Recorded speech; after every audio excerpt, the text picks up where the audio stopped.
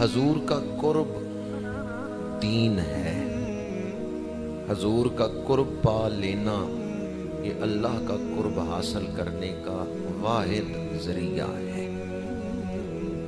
अल्लाह ताला ने हजूर को अपना आखिरी रसूल बनाकर दुनिया में भेजा है। तो हजूर की बैयत अल्लाह की बैयत, हजूर की इताअत अल्लाह की इताअत, हजूर का बुलावा अल्लाह का बुलावा, हजूर का दरवाज़ा अल्लाह का दरवाज़ा। तो जो हजूर का कुर्ब हासिल करेगा उसे अल्लाह का कुर्ब मिलेगा, और जो हजूर से दूर हो रहा है वो रहमतों से दूर हो रहा है। वमा अरसलनाका इल्ला रहमतल लिल आलमीन। हजूर का कुर्ब पाना, जितना ज्यादा कुर्ब मिलेगा उतना ज्यादा अल्लाह की रहमतों का हकदार बन जाएगा। इसलिए हजूर ने अपना कुर्ब हासिल करने की रग़बत दिलाई और कुछ आमाल बयान किए कि ये अमल करोगे तो मेरा कुर्ब मिल जाएगा। मसलन फरमाया, कयामत के दिन मेरे सबसे ज्यादा करीब वो होगा जो सबसे ज्यादा दुरूद पढ़ने वाला है। ये तिरमिज़ी शरीफ में हदीस पाक है। इसी तरह बाज़ हदीसों में फरमाया, जिसने बच्चियों की परवरिश की और उनके हकूक अदा किए, कयामत के दिन वो इस तरह मेरे करीब होगा जिस तरह मेरे हाथ की उंगलियां आपस में मिली हुई हैं। तो बच्चियों की परवरिश पर हजूर ने फजीलत क्या बयान की है कि मेरा कुर्ब मिलेगा। बच्चियों की परवरिश पर सवाब क्या, अजर क्या बयान किया है, कयामत के दिन मेरा कुर्ब मिलेगा। इसी तरह यतीमों की परवरिश पर भी हजूर ने अजर बयान किया कि जो यतीम की परवरिश करने वाला है कयामत के दिन उसे मेरा कुर्ब मिलेगा। मुस्नद ज़ैद में हदीस पाक है, फरमाया मेरे सबसे ज्यादा करीब वो होगा जिसके अखलाक अच्छे हैं। तो अच्छे अखलाक के अजर के तौर पर हजूर ने अपना कुर्ब बयान किया। ये 4 हदीसें मैंने आपके सामने बयान की जिनमें हजूर ने अमल के बदले में अपने कुर्ब की खुशखबरी सुनाई है।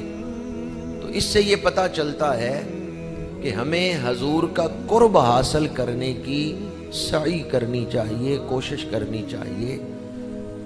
इकबाल ने तो यहां तक लिखा, बा मुस्तफ़ा बेरसा खे शरा के दी हमा ऊस्त, अगर बाऊ न रसीदी तमाम बू लहबीस।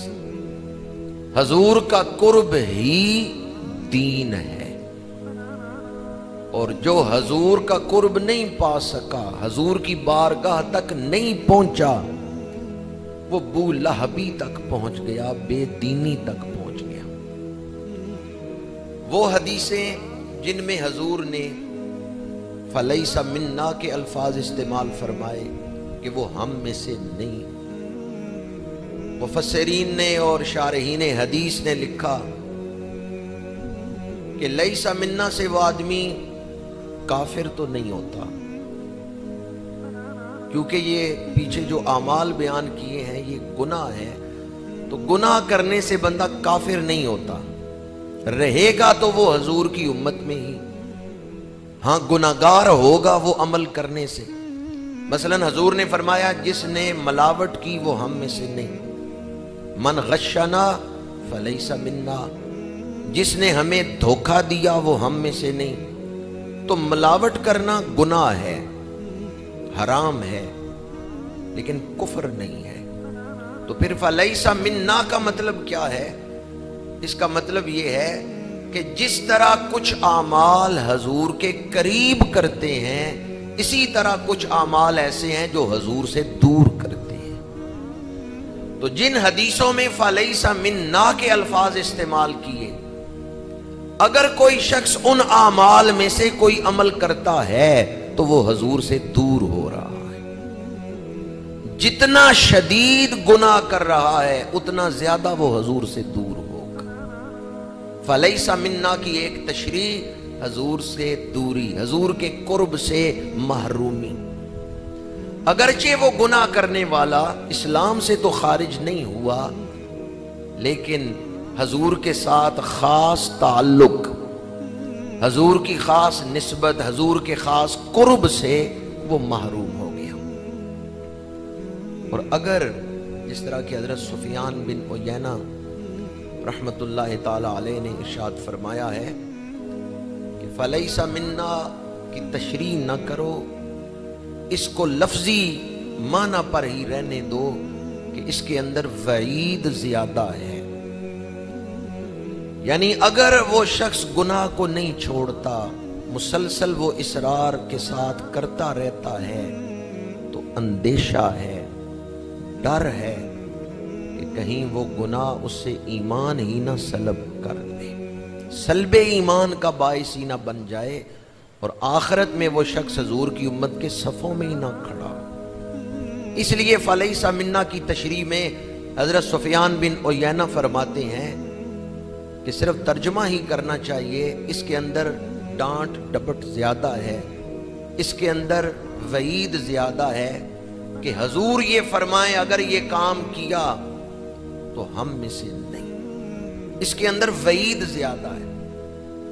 ہاں وہ کام شریعت میں جتنا بڑا گناہ ہوگا، صرف قرب رسول سے محرومی نہیں، بلکہ بسا اوقات وہ عمل کرنے سے بندہ دوزخی بن جاتا ہے۔ مثلا مسلم شریف کی حدیث پاک جو میں نے خطبہ میں تلاوت کی ہے، اس میں بھی حضور نے لیس منا کے الفاظ استعمال کیے ہیں، لیکن پہلے گناہ کون سا بیان کیا ہے؟ من ادعا ما لیس لہ، جس نے ناجائز قبضہ کیا، جس نے کسی ایسی چیز کا دعویٰ کیا جو اس کی نہیں، اور اس نے کہا یہ میری ہے، وہ ہم میں سے نہیں۔ من ادعا، جس نے دعویٰ کیا، ما لیس لہ، جو چیز اس کی نہیں۔ اب حدیث میں بڑی وسعت ہے، چاہے زمین پہ ناجائز قبضہ کیا، چاہے کسی چیز پہ، اور چیز چاہے چھوٹی ہو یا بڑی ہو، جس نے کسی شے پہ ناجائز دعویٰ کیا کہ یہ میری ہے حالانکہ وہ اس کی نہیں، تو میرے آقا کریم نے فرمایا فلیس منا، وہ ہم میں سے نہیں۔ اب آگے اس کی سزا بھی بیان کی، وَلْيَتَبَوَّأْ مَقْعَدَهُ مِنَ النَّارِ، اس کا ٹھکانہ دوزخ ہے۔